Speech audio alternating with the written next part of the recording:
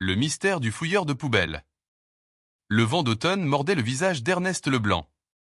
Il avait enfilé un vieux par-dessus élimé trouvé dans une brocante, un bonnet de laine informe qui lui cachait presque les yeux et des gants troués.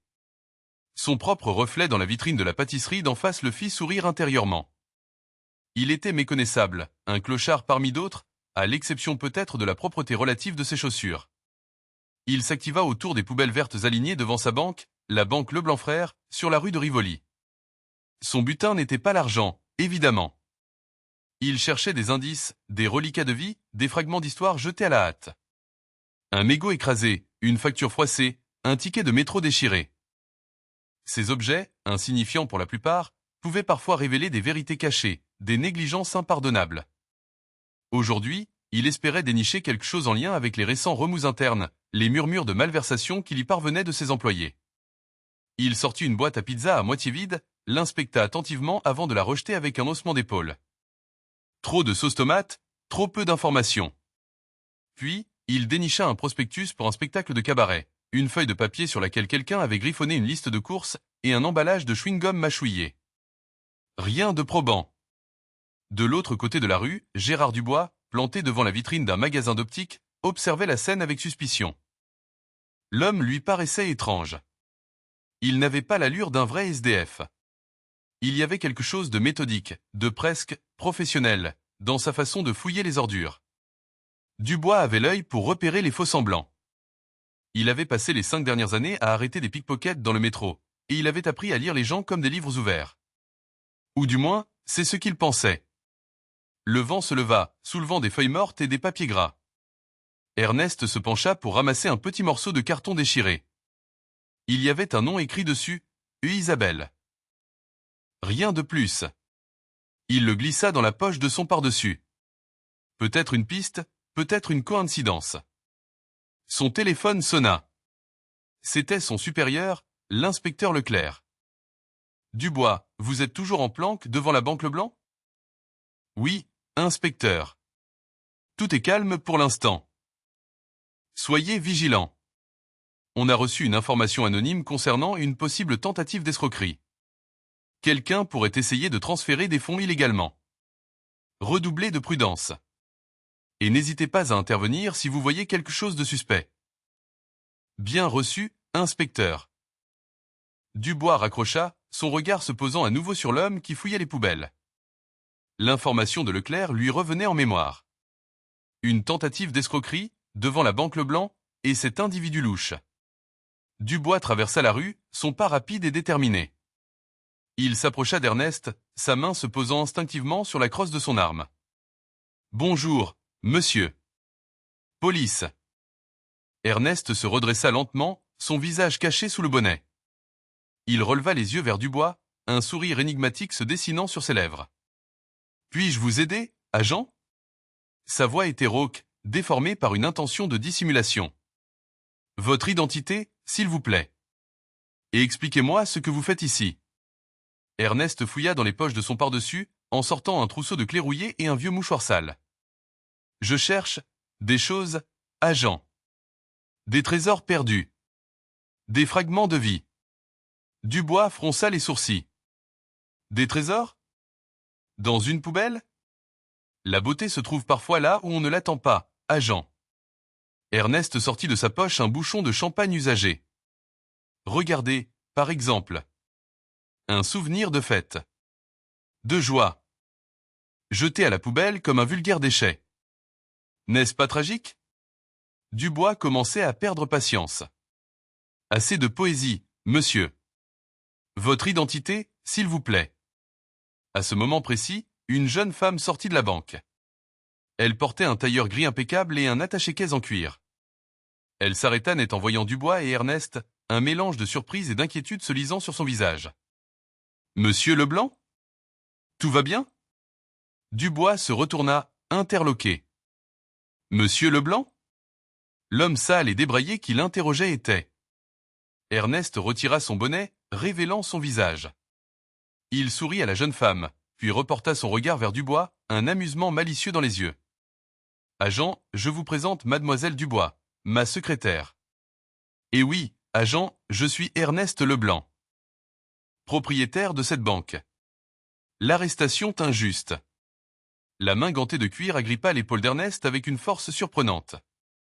Et, vous là! Gronda une voix, faisant sursauter Ernest qui faillit laisser tomber le trognon de pomme à moitié rongé qu'il examinait attentivement. Il se retourna, le cœur battant la chamade sous ses haillons. Devant lui, dressé comme un chêne, l'inspecteur Dubois, le visage fermé, son uniforme impeccablement repassé. « Puis-je vous aider, monsieur ?» balbutia Ernest, sa voix rauque et tremblante, forcée par son déguisement. Il toussa pour masquer sa nervosité. Dubois ne sourcilla pas, vous fouillez les poubelles devant une banque. C'est interdit. Et vous avez l'air, comment dire, peu recommandable. Vos papiers, s'il vous plaît. Ernest grimaça intérieurement. Des papiers? Évidemment, Ernest Leblanc, président-directeur général de la Banque Leblanc, n'avait pas pensé à se munir de faux papiers lorsqu'il avait enfilé ses oripeaux de clochard. Je ne les ai pas sur moi, monsieur l'agent. Ah, c'est toujours la même rengaine. Et comment vous appelez-vous, alors? Dubois croisa les bras, son regard perçant scrutant Ernest de la tête aux pieds. Ernest chercha une réponse plausible. Je m'appelle Eugène. Eugène Dubois. Il eut un bref éclair de panique en réalisant qu'il venait de donner le nom de son interlocuteur. Dubois leva un sourcil. Eugène Dubois? Tiens donc.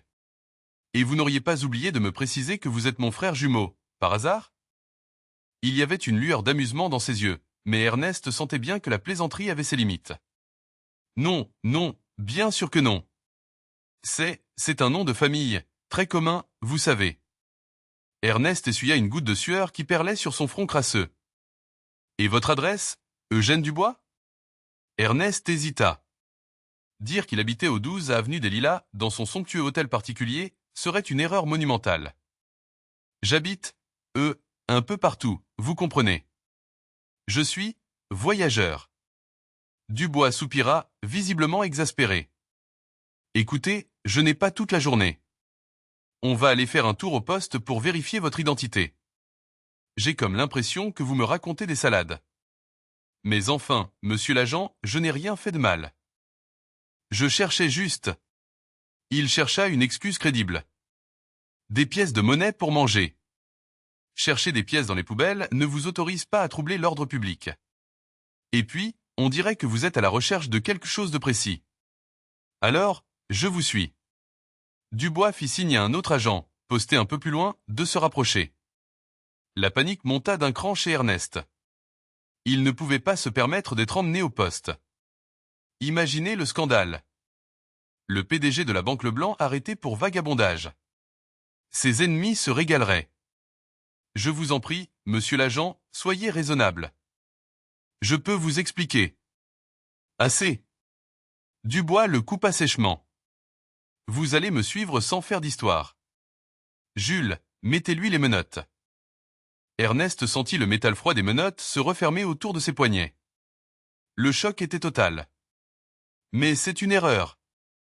Vous allez le regretter. Dubois ne répondit pas. Il le poussa vers la voiture de police, garée un peu plus loin. La foule commençait à se rassembler, attirée par l'agitation. Ernest, le cœur rempli d'amertume, se laissa conduire, son déguisement de clochard devenant soudainement une prison. Il allait devoir trouver un moyen de prouver son identité avant que la situation ne devienne complètement hors de contrôle. La Banque Leblanc et sa réputation étaient en jeu. Et tout ça, à cause d'un simple trognon de pomme.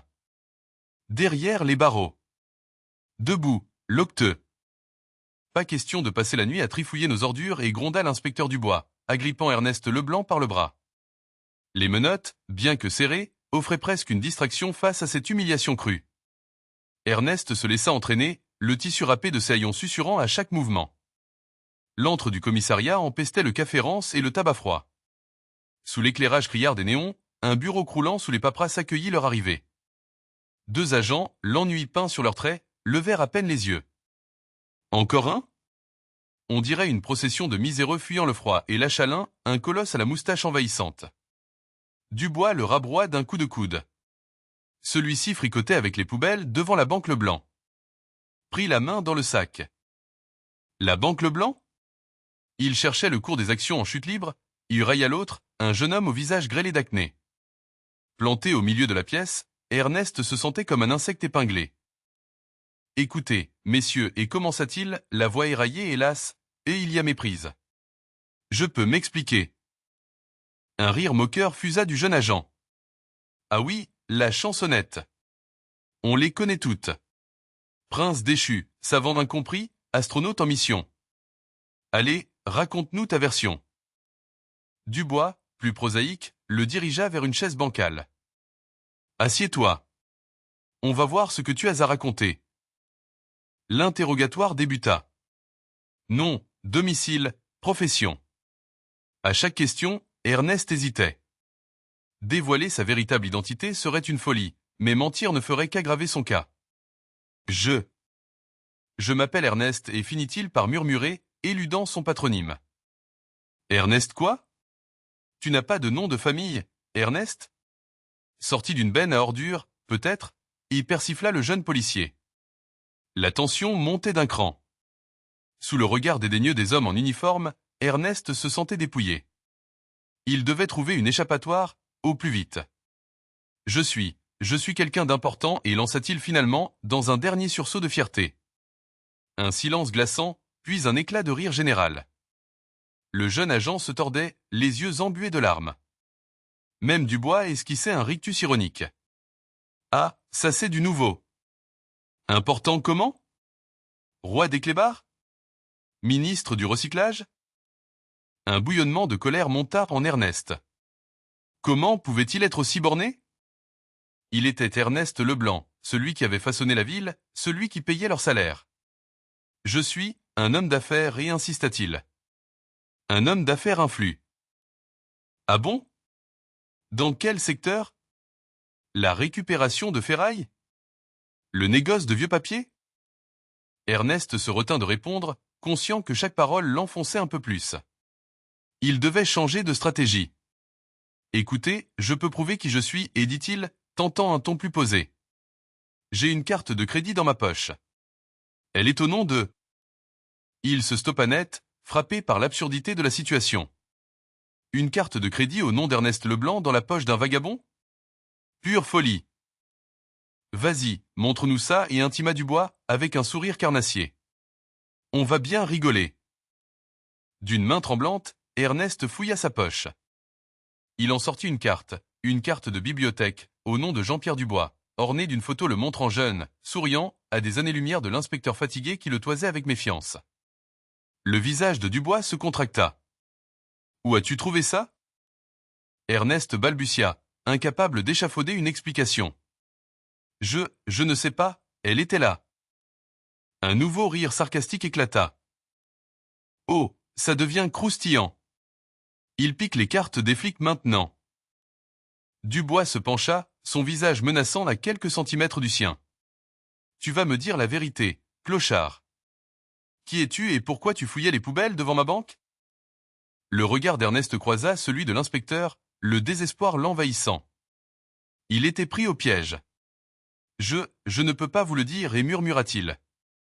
Vous ne me croiriez pas, et c'est toujours, et rétorqua Dubois, la voix glaçante. Tu n'as plus rien à perdre. Et... L'absence remarquée. Le soleil d'automne baignait le bureau de Sophie Dubois d'une clarté dorée, mais cette lumière, bien que chaude, ne dissipait en rien l'appréhension qui la tenait. Un stylo tambourinait nerveusement contre le bois du bureau, son regard rivé sur la porte. Monsieur Leblanc accusait un retard considérable. Une ponctualité suisse le caractérisait d'ordinaire. Son absence sonnait donc faux, une dissonance dans l'organisation bien huilée de la Banque Leblanc. Soudain, Pierre Martin, jeune employé à la timidité attachante mais dévoué, se faufila dans le bureau, une liasse de dossiers entre les mains. Ses joues rosissaient sous l'effet de la brise matinale. Madame Dubois, excusez-moi de vous importuner, mais voici les documents concernant l'investissement. Et, murmura-t-il, la voix hésitante. Sophie se redressa, s'efforçant de dissimuler son trouble. Merci, Pierre. Déposez-les là. Elle désigna un coin de son bureau déjà encombré. Avez-vous croisé Monsieur Leblanc ce matin? Pierre cligna des yeux derrière ses lunettes cerclées de métal fin. Non, madame. Pas vu. Il n'est pas encore arrivé? Une pointe d'inquiétude perçait dans sa voix. Il vouait une sincère admiration à Monsieur Leblanc, qu'il percevait comme un homme juste et bienveillant. Non, toujours pas, et répondit Sophie, le ton plus sec qu'elle ne le voulait. La réunion commence dans moins d'une heure. C'est délicat. Pierre posa les dossiers et humecta ses lèvres. Il abhorrait de voir Madame Dubois ainsi tracassée. Elle se montrait toujours si affable et indulgente, même face à ses maladresses. Peut-être a-t-il été retenu par un contretemps? Une urgence quelconque, suggéra-t-il, en quête d'une explication plausible. Sophie laissa échapper un soupir. Peut-être. Mais il aurait prévenu. Il mesure l'importance cruciale de cet investissement pour l'avenir de la banque. Elle se leva et se mit à arpenter le bureau, les bras croisés sur la poitrine. Si cet accord nous échappe, nous serons peut-être contraints d'adopter des mesures radicales. Le visage de Pierre se décolora. Il n'ignorait rien de la situation financière précaire de la Banque Leblanc. Des murmures de difficultés et de potentielles coupes budgétaires lui étaient parvenus. Père de famille, l'idée de perdre son emploi le glaçait. Je suis certain qu'il a une excellente raison et, dit-il, autant pour se rassurer que pour calmer Sophie. Monsieur Leblanc est un homme fiable. Il ne nous ferait pas faux bond. Sophie cessa de marcher et le fixa. Elle eut l'angoisse dans son regard et en fut touchée. Elle appréciait sa loyauté et son optimisme, même si elle le trouvait parfois un peu candide. Je l'espère, Pierre. Vraiment. Son regard se porta sur l'horloge murale. Le temps s'évanouissait. Pourriez-vous vérifier si Monsieur Dubois est arrivé? Il devait préparer la salle de réunion il y a déjà une demi-heure. Pierre acquiesça et quitta le bureau en hâte. Sophie se rassit et fixa à nouveau la porte, son inquiétude grandissant à chaque tic-tac. L'absence de Monsieur Leblanc pesait comme une menace diffuse au sein de la Banque Leblanc, obscurcissant les perspectives et instillant le doute chez chacun. L'écho de son rire contenu lui manquait. Le contact rassurant d'une poignée de main cordiale le matin lui manquait. Cette absence criarde. Une inquiétude sourde, lancinante. Un souvenir troublant. Le fax crachota une autre page, une liste interminable de numéros et de pourcentages que Pierre connaissait par cœur. Des pourcentages qui, si la transaction échouait, signifieraient la perte de son emploi, celui de Sophie et de centaines d'autres. Mais ce qui le rongeait le plus, c'était la détresse visible sur le visage de Madame Dubois. Elle, si forte, si inébranlable, elle semblait se briser sous le poids de l'absence de Monsieur Leblanc. Pierre se leva, le dos raide. Il avait besoin de bouger, de faire quelque chose.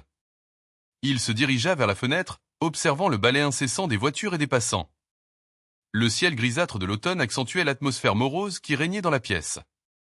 Soudain, une image lui traversa l'esprit, une vision matinale qu'il avait refoulée, absorbée par le stress. Il se revit marchant rapidement vers la banque, en retard comme d'habitude.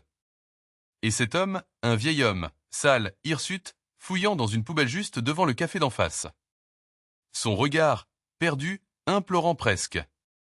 Pierre avait détourné les yeux, accélérant le pas, mal à l'aise, honteux peut-être.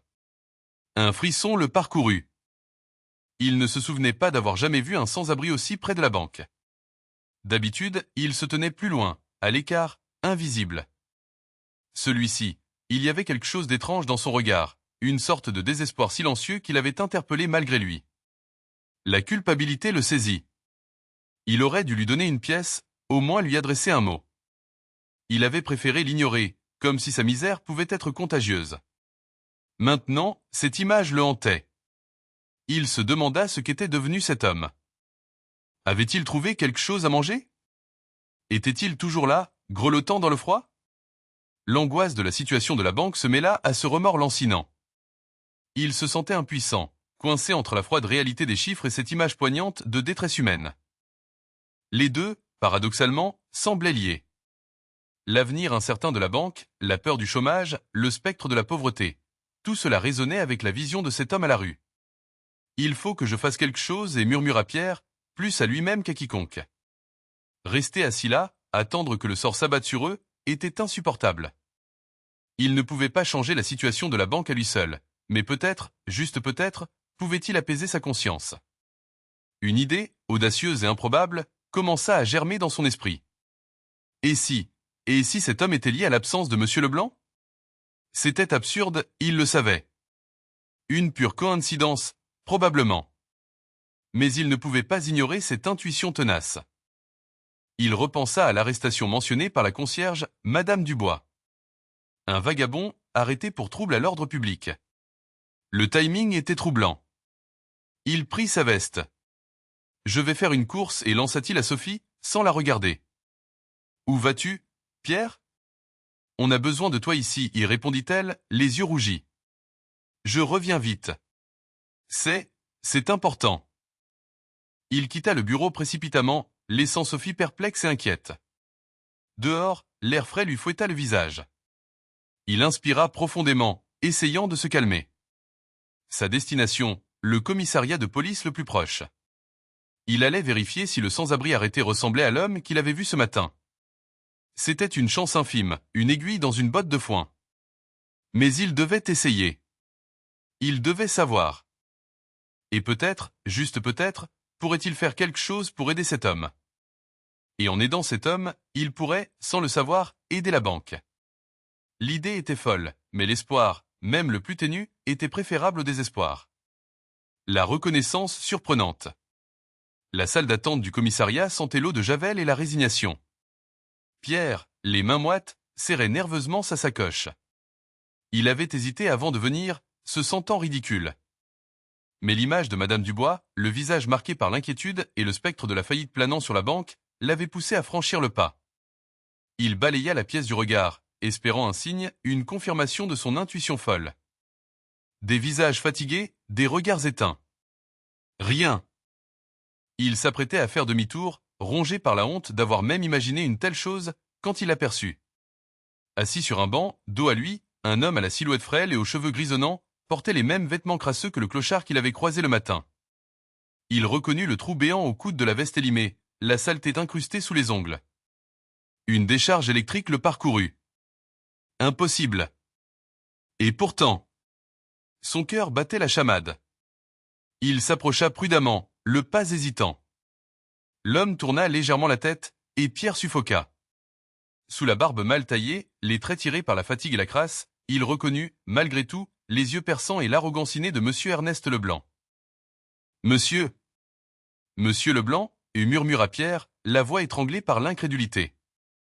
L'homme se raidit, son regard s'emplit de panique. Il se leva brusquement, reculant d'un pas et vous trompez, jeune homme. Je ne suis personne. Sa voix rauque et cassée était pourtant familière. Pierre, tétanisé, ne savait plus quoi faire. Il fallait prévenir quelqu'un. L'inspecteur Dubois, il se souvenait du nom. Il devait le trouver. Il se précipita vers le guichet d'accueil, bousculant une vieille dame au passage. « Excusez-moi, madame. Je dois parler à l'inspecteur Dubois, c'est urgent. » La préposée, une femme corpulente au regard blasé, le dévisagea avec lassitude. « Dubois ? Il est en planque. Vous ne pouvez pas le voir. Mais c'est une question de vie ou de mort. Enfin, de faillite, plutôt. Il faut absolument que je lui parle. » La femme soupira, visiblement agacée. « Calmez-vous, jeune homme. Dites-moi de quoi il s'agit, je lui transmettrai. » Pierre hésita. Comment expliquer cette histoire insensée à cette femme sceptique ? C'est à propos de l'homme qui est assis là-bas et dit-il en pointant discrètement Leblanc. Je crois que c'est Monsieur Leblanc, le PDG de la banque Leblanc. La femme éclata de rire. Un rire gras et sonore qui attira l'attention de plusieurs personnes dans la salle d'attente. Vous plaisantez, j'espère. Ce clochard ? Monsieur Leblanc ? Vous avez fumé la moquette, mon petit. Pierre sentit le rouge lui monter aux joues. Il se mordit la lèvre, conscient de la folie de ses propos. Mais il ne pouvait pas abandonner. Il devait essayer. S'il vous plaît, madame. Je sais que ça paraît incroyable, mais je suis sûr de ce que j'avance. Monsieur Leblanc a disparu ce matin. Et la banque est au bord du gouffre. Il faut absolument que l'inspecteur Dubois vérifie son identité. La femme soupira à nouveau, son regard teinté d'un mélange d'amusement et d'exaspération. Elle prit un interphone et marmonna quelques mots inaudibles. Après quelques secondes, elle raccrocha. Bon, je lui ai envoyé un message. Mais ne vous faites pas d'illusions. Dubois a autre chose à faire que de s'occuper des délires d'un jeune employé stressé. Quelques minutes interminables s'écoulèrent. Pierre, rongé par l'angoisse, observait Leblanc du coin de l'œil. L'homme, visiblement mal à l'aise, fixait le sol, évitant son regard. Soudain, une porte s'ouvrit et un homme en civil, les traits tirés et la barbe de 3 jours, fit son apparition. Pierre le reconnut immédiatement. C'était l'inspecteur Dubois, celui qu'il avait aperçu en planque devant la banque. Dubois s'approcha de Pierre, le regard inquisiteur. « Alors, qu'est-ce que c'est que cette histoire de PDG déguisé en clochard ? Vous vous foutez de moi ?» Pierre sentit ses jambes flageoler. « Je suis sérieux, inspecteur. Je crois que cet homme est Monsieur Leblanc.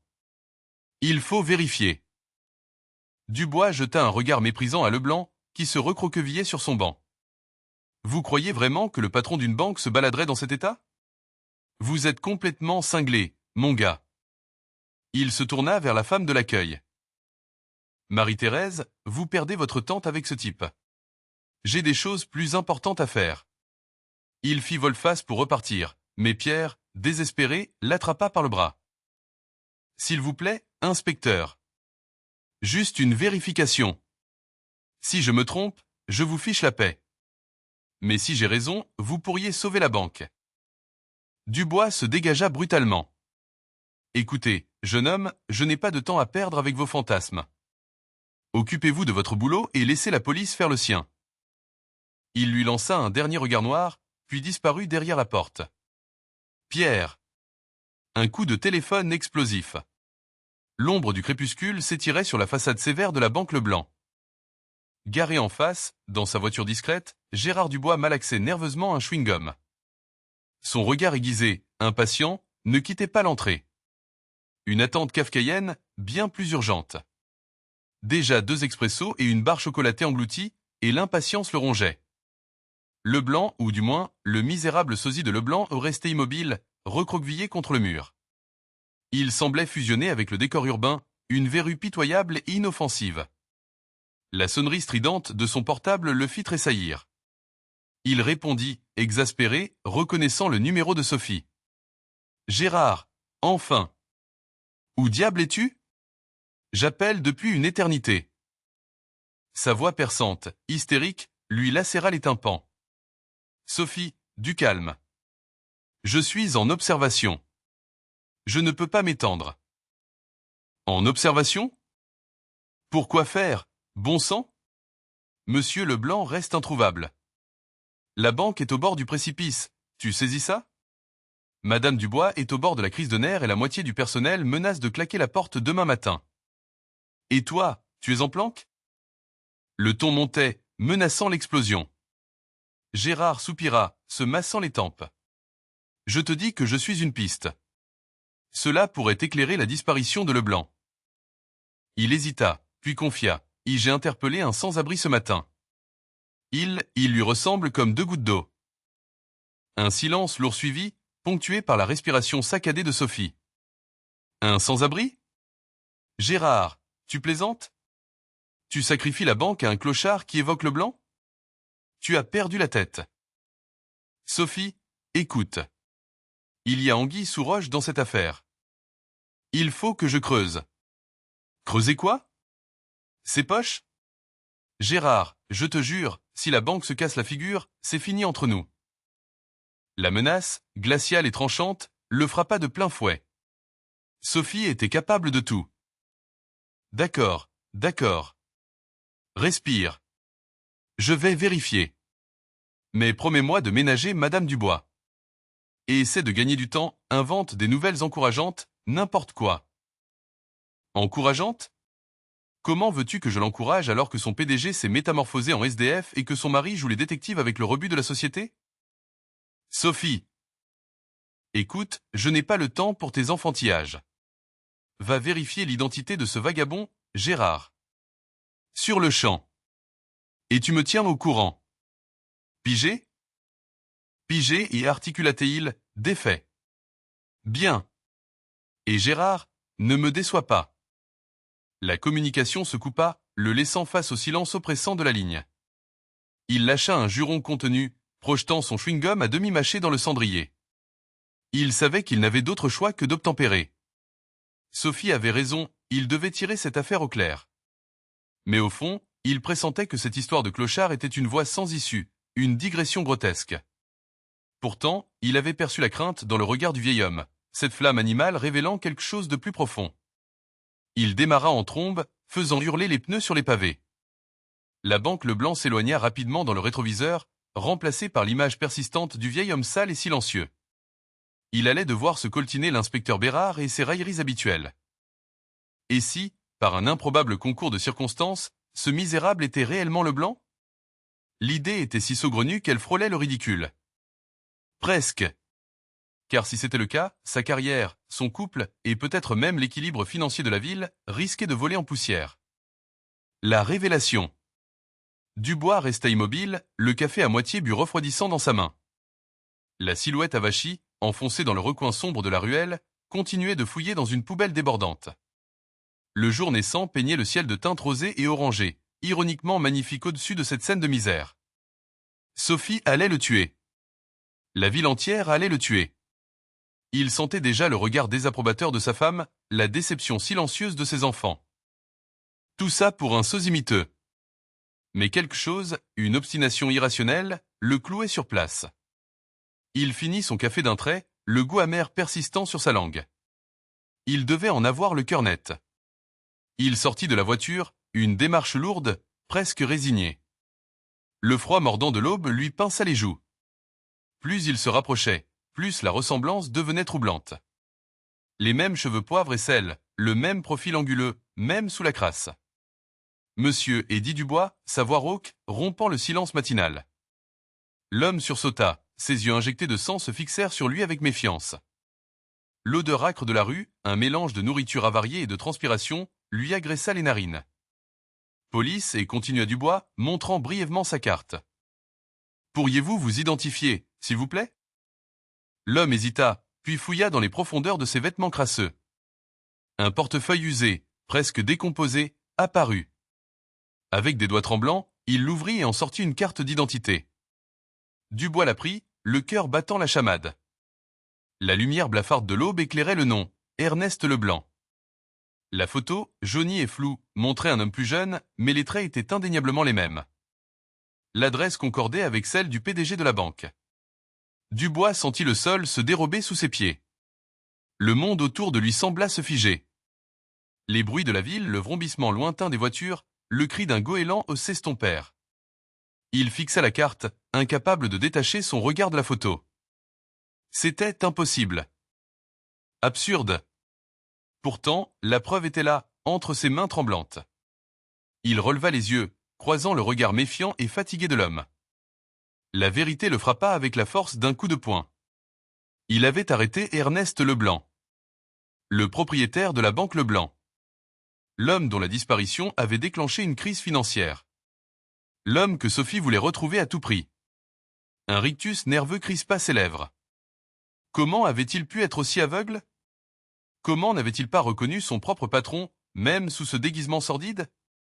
Monsieur Leblanc, y balbutia Dubois, la voix nouée. Je suis désolé.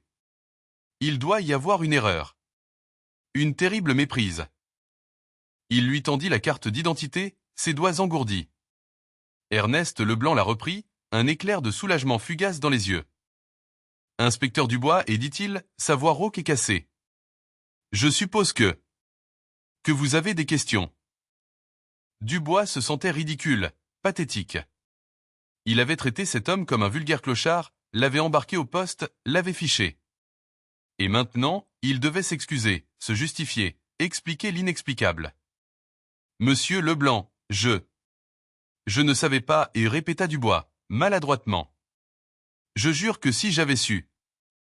Il s'interrompit, incapable de finir sa phrase. S'il avait su quoi? Qu'il allait arrêter le PDG de la banque la plus importante de la ville, déguisé en sans-abri et fouillant dans les poubelles? Nous devons parler, et dit Dubois, reprenant ses esprits. Venez. Je vais vous ramener au poste. Nous allons arranger tout ça. Il fit un geste vers la voiture. Ernest Leblanc hésita, puis acquiesça. Il suivit Dubois, son corps voûté, son regard toujours méfiant. L'aube, désormais pleinement déployée, inondait la rue de lumière, révélant chaque détail de sa misère. Dubois se sentait de plus en plus mal à l'aise, comme s'il était complice d'une injustice monstrueuse. Dans la voiture, le silence était pesant. Dubois tenta de démarrer une conversation, mais les mots lui manquaient. Comment aborder un sujet aussi délicat? Comment expliquer l'inexplicable à Sophie? Et surtout, comment sauver sa propre peau? La banque Leblanc était au bord du précipice. Et lui, Gérard Dubois, l'avait peut-être poussé. Le test d'honnêteté. Le soleil cognait déjà contre les larges baies vitrées de la banque Leblanc quand un crissement insolite accompagna l'ouverture de la porte principale. L'attention de tous convergea vers l'entrée. Pierre Martin, les paumes moites et le cœur tambourinant, vit se profiler une figure égarée, un homme dont les habits portaient témoignage d'une nuit passée à la belle étoile. Un Roland puissant, mélange de sueur aigre et de relents urbains, précédait son apparition. C'était Ernest, mais métamorphosé, un spectre surgit des marges. Un frisson d'incompréhension parcourut l'assemblée. Alertée par l'agitation, Sophie se précipita hors de son bureau, l'expression défaite par l'anxiété. Elle stoppa net, une main crispée sur sa bouche, les yeux grands ouverts. Sans un mot, Ernest s'avança d'un pas lent, son regard inspectant chaque visage. Il stoppa au centre de la pièce, sous le lustre monumental qui semblait ironiquement accentuer sa détresse manifeste. Sa barbe inculte masquait mal le tremblement de ses lèvres. « Bonjour » et murmura-t-il enfin, la voix éraillée, presque éteinte. « Je suis confus pour mon retard. » Un silence pesant suivit ces paroles. Pierre sentit une sueur froide perler dans son dos. Il croisa le regard de Sophie. Ses yeux reflétaient un mélange d'allègement et de perplexité. Ernest passa une main fébrile dans sa chevelure en bataille. « Je sais, je sais. Vous devez vous interroger. Pourquoi votre PDG a l'air d'un vagabond ?» Il laissa échapper un rire bref et amer, qui sonna faux dans l'atmosphère électrique. La réponse est simple. J'ai conduit une expérience. Il marqua une pause, épiant les réactions. Une étude sur l'honnêteté. Sur la compassion. Sur la nature humaine, si vous préférez. Il extirpa de sa poche un mouchoir chiffonné et tamponna son visage, laissant furtivement entrevoir le dirigeant qu'il était. Ces dernières semaines, et poursuivit-il, le ton se raffermissant, et j'ai vécu dans la rue. J'ai fouillé les ordures. J'ai quémandé pour survivre. Et j'ai observé. Son regard se planta dans celui de Pierre.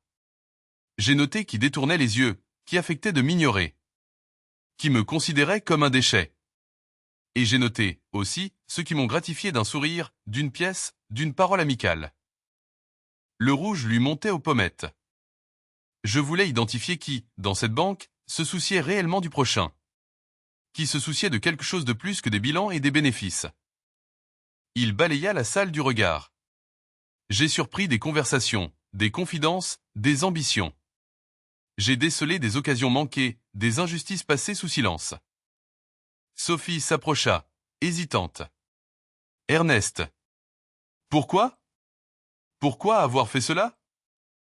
Il se tourna vers elle, un sourire triste effleurant ses lèvres. Sophie, ma chère, c'est la question que je me pose moi-même. Cette banque. C'est ma vie. C'est l'héritage de mon père. Mais ces derniers temps, j'ai senti une gangrène insidieuse s'y propager. Des bruits de couloir, des doutes. Je ne savais plus à qui accorder ma confiance. Il lui prit délicatement la main. Je désirais connaître la vérité. Je voulais vérifier si les valeurs que j'ai toujours défendues vibraient encore ici. Il lui serra la main avec plus de fermeté. Et je voulais savoir si quelqu'un, hormis toi, se serait inquiété de ma disparition. Son regard se posa de nouveau sur Pierre. Un hochement de tête imperceptible, comme un remerciement silencieux. Une lueur de reconnaissance brillait dans ses yeux. L'expérience n'est pas achevée et conclut Ernest, le ton redevenant grave. Ce que j'ai mis au jour ces dernières semaines. Cela aura des répercussions. Mais avant toute chose, j'ai besoin d'un bain chaud. Il relâcha la main de Sophie et, avec une dignité étonnante vu son état, se dirigea vers son bureau. Le silence se rompit en un murmure confus, un bourdonnement d'incertitude et d'appréhension. Pierre sentit le regard de Sophie peser sur lui. Il savait que cette journée ne faisait que commencer. L'expérience d'Ernest avait soulevé le couvercle d'une boîte de Pandore, et nul ne pouvait dire quelles horreurs, ou quelles merveilles, allaient en jaillir.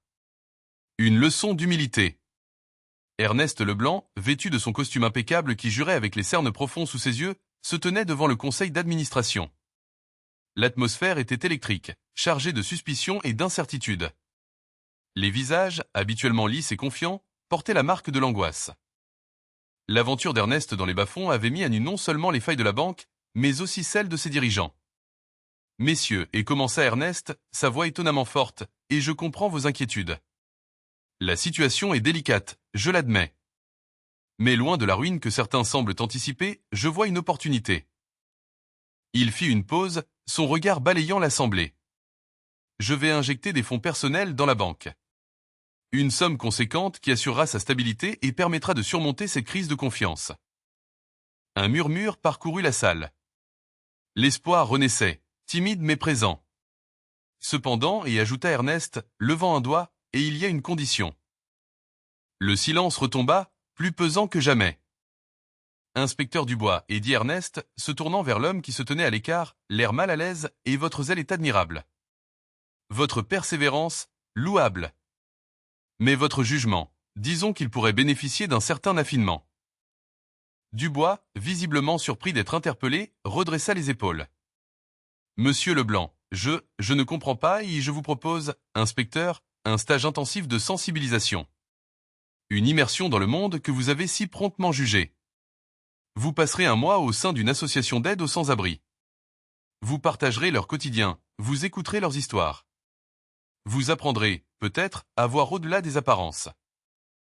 L'inspecteur ouvrit la bouche, puis la referma, visiblement incapable de trouver une réponse. Sophie, à ses côtés, lui lança un regard noir. Les pressions qu'elle avait exercées pour l'obliger à arrêter ce clochard eussent risqué maintenant de se retourner contre eux. Et vous, Pierre, et continua Ernest, se tournant vers le jeune homme, et votre curiosité, votre attention aux détails, votre humanité, ont été remarquables. Je vous propose le poste d'assistant de direction. Vous travaillerez directement avec moi. Pierre écarquilla les yeux, incrédule. Il avait simplement suivi son instinct, son cœur. Il n'avait jamais imaginé que cela le mènerait si loin. Un sourire timide illumina son visage. Je suis conscient que cette situation est inhabituelle, voire singulière, et reprit Ernest, s'adressant à nouveau au conseil. Mais elle a révélé des vérités importantes. Nous avons oublié, dans notre course effrénée au profit, que derrière chaque chiffre, chaque transaction, il y a des êtres humains. La banque Leblanc doit retrouver son âme. Et cela commence par une leçon d'humilité. Dubois, après un long moment de silence, finit par accepter le stage. Il serra la main d'Ernest, un malaise palpable dans son regard. Je ferai de mon mieux, monsieur Leblanc. Les jours qui suivirent furent une succession de changements à la banque Leblanc. L'investissement d'Ernest stabilisa les finances et rassura les actionnaires. Pierre, débordé mais enthousiaste, apprenait rapidement son nouveau métier, absorbant les connaissances et les responsabilités avec une énergie insatiable. Dubois, quant à lui, commença son stage avec une appréhension évidente. La première semaine fut particulièrement difficile. L'odeur âcre de la misère, les regards méfiants, les histoires de vie brisées. Tout cela le heurtait de plein fouet. Il avait toujours vu les sans-abri comme une nuisance, un problème à résoudre. Maintenant, il devait les considérer comme des individus avec leurs propres espoirs et leurs propres peines. Un soir, alors qu'il distribuait de la soupe chaude dans un centre d'accueil, il rencontra un ancien banquier, ruiné par la crise. L'homme lui raconta comment il avait tout perdu, sa maison, sa famille, sa dignité. Dubois écouta attentivement, le visage grave. Pour la première fois, il comprit la fragilité de l'existence, la mince ligne qui sépare le confort de la précarité. Peu à peu, l'attitude de Dubois commença à changer. Il devint plus attentif, plus respectueux. Il apprit à écouter sans juger, à comprendre sans condamner. Il découvrit que derrière chaque visage marqué par la rue se cachait une histoire, une blessure, un rêve. Un jour, Sophie lui rendit visite au centre d'accueil. Elle le trouva en train de jouer aux cartes avec un groupe de sans-abri. Elle fut stupéfaite. « Gérard, qu'est-ce que tu fais ?» Dubois leva les yeux, un sourire sincère illuminant son visage. « J'apprends, Sophie. J'apprends. » Il se tourna vers ses compagnons de jeu. Excusez-moi, je reviens dans une minute. Il s'éloigna avec Sophie. Je comprends maintenant pourquoi Leblanc a insisté pour ce stage. J'avais tort, Sophie. Complètement tort. J'étais aveuglé par mes préjugés, par ma soif de reconnaissance. Je pensais que j'aidais la société en arrêtant ces gens. Mais en réalité, je ne faisais qu'aggraver leur situation. Sophie le regarda, incrédule. Elle n'avait jamais vu du bois aussi humble, aussi humain. Alors, tu vas changer ta façon de travailler? Je vais essayer, Sophie. Je vais t'essayer. Il regarda à nouveau les sans-abri, qui l'attendaient patiemment pour reprendre leur partie de cartes. Il y a encore beaucoup à faire. Mais je crois que je suis sur la bonne voie. À la Banque Leblanc, Ernest Leblanc observait les changements qui s'opéraient autour de lui. Il savait que le chemin serait long et difficile. Mais il avait jeté les bases d'une nouvelle ère, une ère de responsabilité, d'empathie et d'humilité. Il savait que le salut de la banque ne dépendait pas seulement de ses finances, mais aussi de son cœur.